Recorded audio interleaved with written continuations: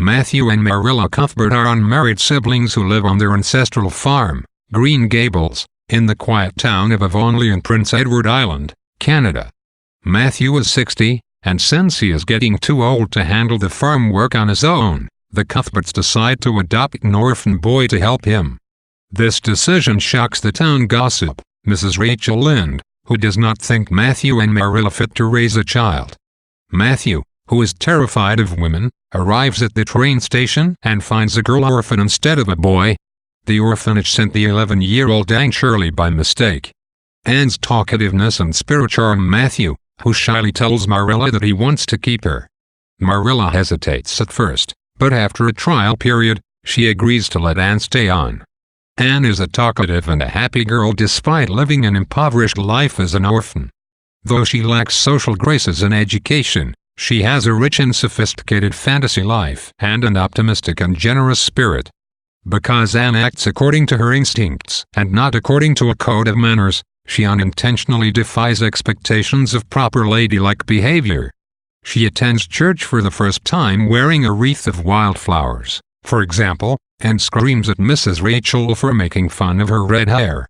Anne tries hard to oblige Marilla and follow her rules of social conduct, but she makes many mistakes, using liniment instead of vanilla in a cake, letting a mouse drown in the plum pudding sauce, and delivering a heartfelt but ridiculous prayer on her first attempt to pray before bed.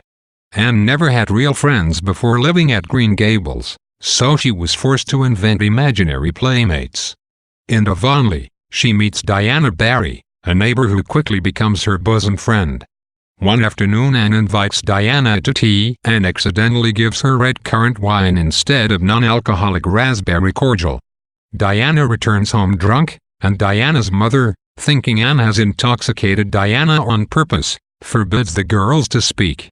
The agonizing period of estrangement lasts until Anne saves Diana's sister, who is sick with the croup, which causes Mrs. Barry to forgive her.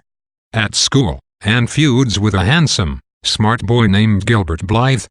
When they first meet, Gilbert taunts Anne by calling her carrots and pulling her red braid. Anne is extremely sensitive about her red hair, and Gilbert's teasing infuriates her. She screams at him and smashes a slate over his head. This incident marks the beginning of a rivalry between Anne and Gilbert, the two smartest pupils, which lasts until the end of the novel. As Anne grows up, she loses some of her childish flair for the melodramatic and romantic, and turns her spirited attentions to academics. A beloved teacher, Miss Stacy, recognizes Anne's intelligence and encourages her to join a special group of students preparing for the entrance exam to Queen's Academy. Her long-standing competition with Gilbert Blythe changes to an affectionate and familiar rivalry when, after 4 years of mutual silence, they both go to Queen's Academy. Striving to make Matthew and Marilla proud, Anne devotes herself to her studies wholeheartedly and earns the prestigious Avery Scholarship, which grants her enough money to attend a 4-year college the following fall. Thrilled by her future prospects, Anne goes home to Green Gables. Matthew, who has been having heart trouble, dies of a heart attack. When Anne learns that Marilla is likely to go blind, she decides to stay at Green Gables and teach nearby so that she can care for Marilla, giving up her aspirations for a 4-year degree.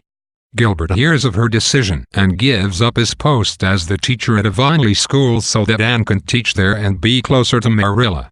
After 5 years of rivalry, Gilbert and Anne forge a close friendship. Though her future path has narrowed considerably, Anne remains eternally optimistic and thinks cheerfully about her future.